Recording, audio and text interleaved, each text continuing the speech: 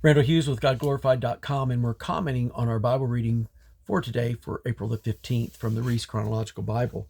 And the date of this reading is believed to be in about 1094 BC, and beginning in 1 Samuel chapter 4, 5, and 6 is what we read from. And in chapter 4 is when the ark is taken by the Philistines, and Eli's sons, Hophni and Phinehas, are killed in battle.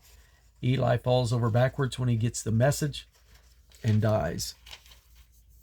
His daughter-in-law bears a son, names it Ichabod, which means the glory of God is departed from Israel. And the ark was taken. The Philistines took the ark into chapter 5, took it into their temple of Dagon, and in the temple of Dagon the ark sat, but Dagon fell over. And the first day he fell over, so they stood him back up. And the next day he fell over again, and his head broke off, and his hands, his palms.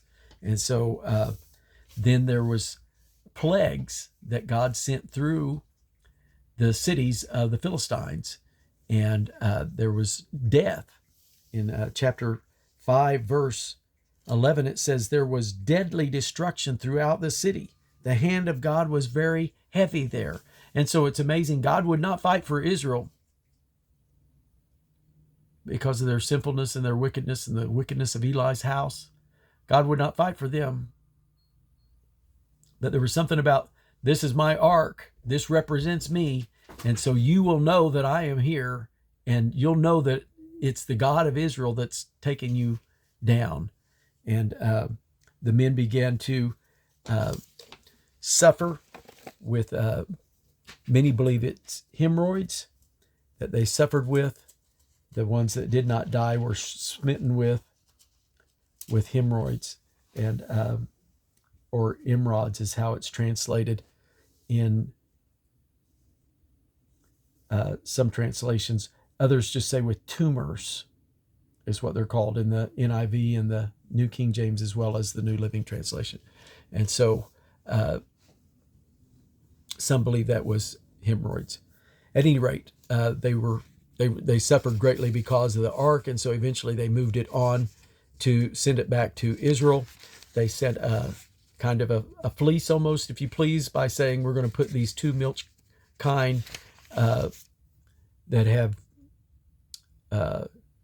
new calves at home. We're going to shut up their calves, hook them up to this ark, and see what they do. And if they go to Beth-Shemesh, then we'll know that this was of God. Otherwise, we'll believe it just happened by chance. And so sure enough, those cattle went straightway, lowing as they went, ignoring their calves that were back up, shut up at home, and they went the way to Beth-Shemesh. And so the Philistines knew it was Yahweh that was the one that was heavy upon them. And they sent an offering. The Philistines did, as a peace offering, free will offering, if you will. Trespass offering was the term, yes, that they sent. And then once it got to Beth-Shemesh, it's an interesting passage here, because it says that God smote 50,000 and 70 men, and the people lamented because the Lord had smitten many of the people there. And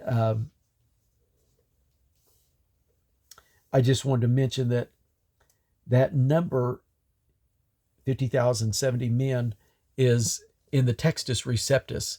Some other manuscripts, such as the ones behind the NIV, that it also was used by the New Living Translation, says that there was